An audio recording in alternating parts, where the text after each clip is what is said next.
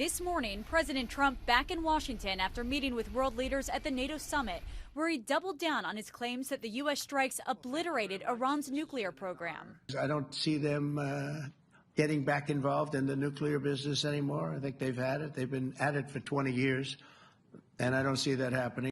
The director of the CIA now saying credible intelligence indicates Iran's nuclear program has been severely damaged, adding several key Iranian nuclear facilities were destroyed and would have to be rebuilt over the course of years.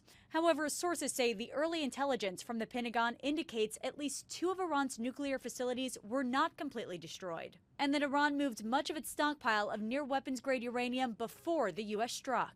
President Trump rejecting that idea and instead highlighting an Israeli statement that Iran's nuclear efforts were delayed by years, much longer than a few months determined by American intelligence.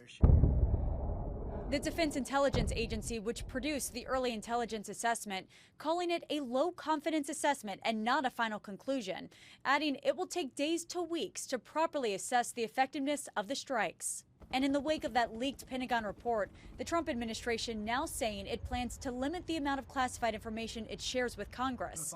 Top Democrats pushing back. We already have an administration that is clearly firing people if they don't change the intelligence so that it doesn't potentially embarrass the president. That is holy crap kind of danger.